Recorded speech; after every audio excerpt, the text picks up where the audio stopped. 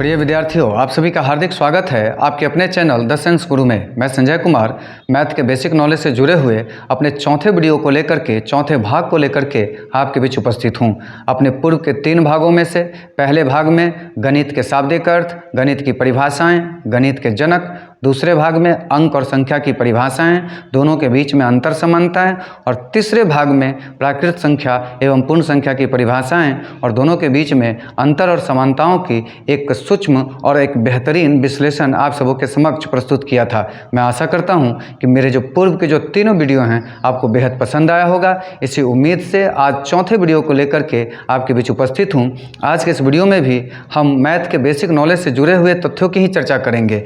इससे पहले आपसे आग्रह है कि आप इन तथ्यों को नोट कर ले अपने अपने कॉपी में, ताकि भविष्य में इन तथ्यों को समझने बूझने में किसी प्रकार की कठिनाइयों का सामना आपको ना करना पड़े। आज के इस वीडियो में बेसिक मैथ से जुड़े हुए जिस तथ्य की सबसे पहले हम चर्चा करेंगे वो है पूर्णांक। पूर्णांक अर्थात इंटीजर्स। आप इसे गौरपूर्वक, ध्यानपूर्वक सुनने समझने का प्रयास करेंगे।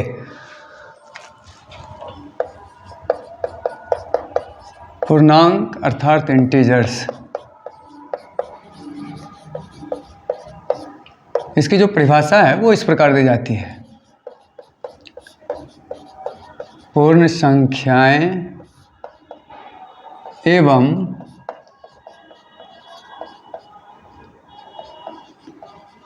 ऋणात्मक संख्याओं के समूह को पूर्णांक कहते हैं। जैसे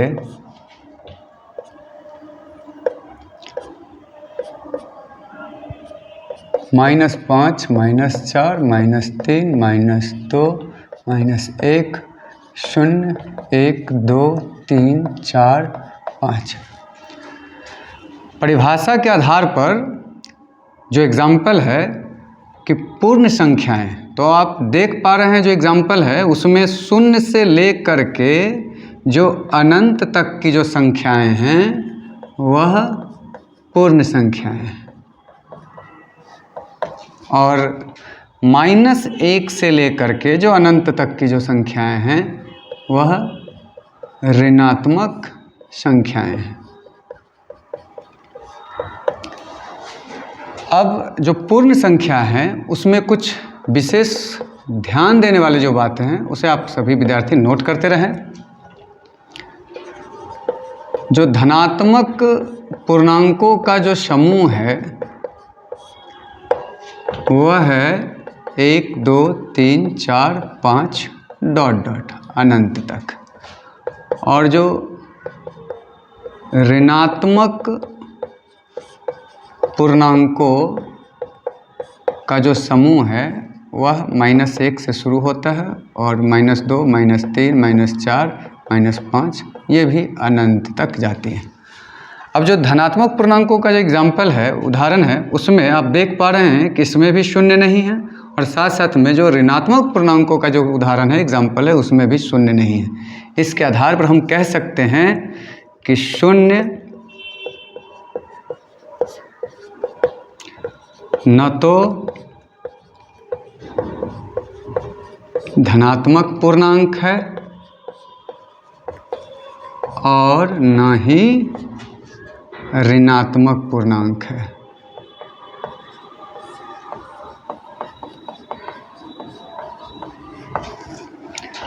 पुनः कुछ अन्य महत्वपूर्ण तथ्य हैं शून्य के संदर्भ में, उसे नोट करते रहेंगे।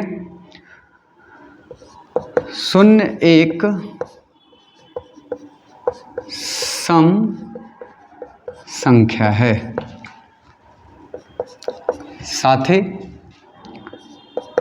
0 से किसी भी पूर्णांक में भाग नहीं दिया जा सकता है।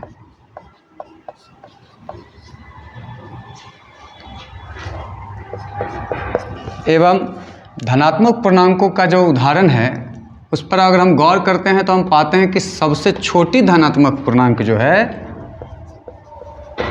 सबसे छोटी धनात्मक पूर्णांक 1 है, लेकिन सबसे बड़ी धनात्मक पूर्णांक ज्ञात करना असंभव है।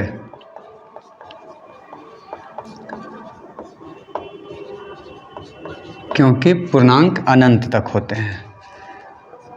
उसके बाद अगर हम ऋणात्मक पूर्णांकों के जो समूह है उस पर अगर गौर करें तो हम पाते हैं कि इसमें सबसे बड़ी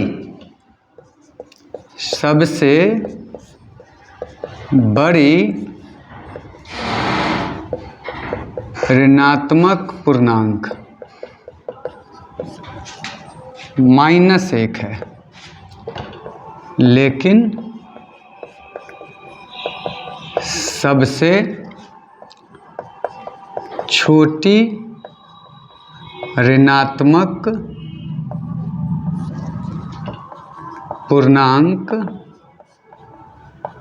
ज्ञात करना असंभव है। तो इन महत्वपूर्ण तथ्यों के आधार पर आपसे कई बार पूछे जाते हैं कि सबसे बड़ी धनात्मक पूर्णांक कौन है, धनात्मक पूर्णांक सबसे बड़ी। तो उसमें सबसे बड़ी हम ज्ञात नहीं कर सकते हैं, क्योंकि धनात्मक पूर्णांक जो होते हैं वो अनंत तक होते हैं। लेकिन हम सबसे छोटी बता सकते हैं, सबसे छोटी धनात्मक पूर्णांक 1 होता है। और साथ ही अगर आपसे बड़ी ऋणात्मक पूर्णांक पूछ दिया जाए तो हम ये बताने की स्थिति में होंगे, लेकिन सबसे छोटी ऋणात्मक पूर्णांक पूछा जाए तो हम ये बताने की स्थिति में नहीं होंगे। सबसे जो छोटी ऋणात्मक पूर्णांक है वो अनंत तक होते हैं, और सबसे बड़ी ऋणात्मक पूर्णांक जो है वो -1 होता है। ये बहुत ही महत्वपूर्ण तथ्य है। ऐसे सूक्ष्म विवरण आपको कहीं प्राप्त नहीं होने वाला है, इसलिए आप इसे नोट करते रहेंगे। तो चलिए हम दूसरे तथ्य की चर्चा करते हैं, और दूसरा तथ्य जो है वो है सम संख्या। सम संख्या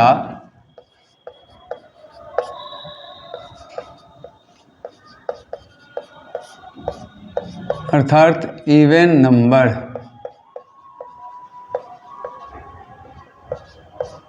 इसका जो परिभाषा है वो इस प्रकार है: वैसी संख्याएं जो 2 से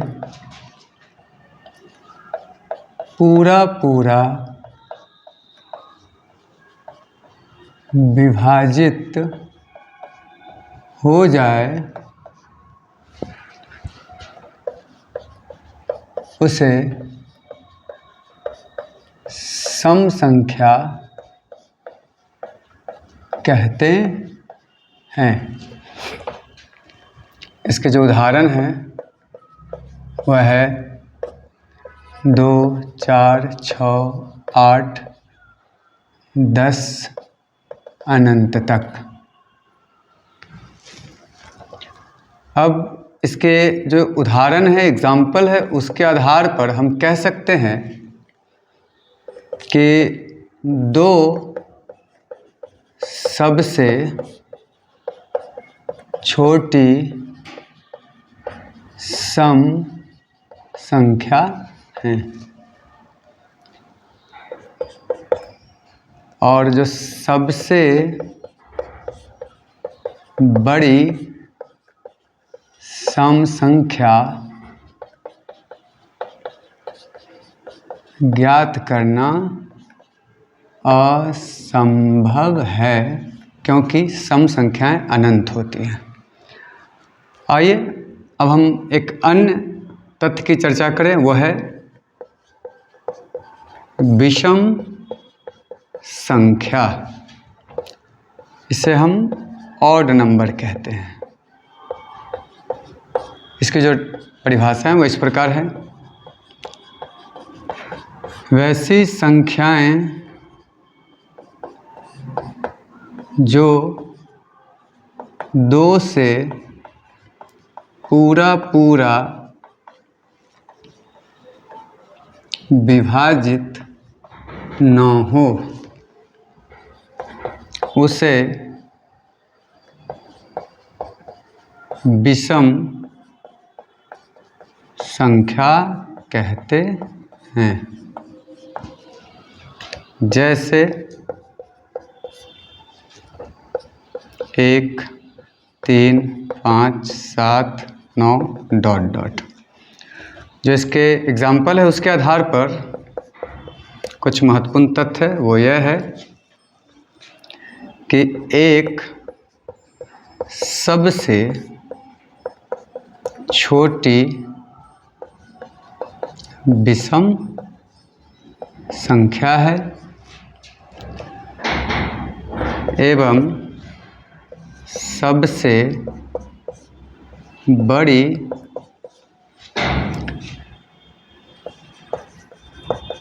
विषम संख्या ज्ञात करना असंभव है। आज का ये जो वीडियो है हम इसे यहीं पर समाप्त करते हैं। आशा करता हूँ कि आपको ये मेरा जो वीडियो है वो काफ़ी पसंद आया होगा। अब मैं इसके 5वें भाग को लेकर के आपके बीच फिर से हाजिर होऊंगा। तब तक के लिए शुभ विदा, धन्यवाद।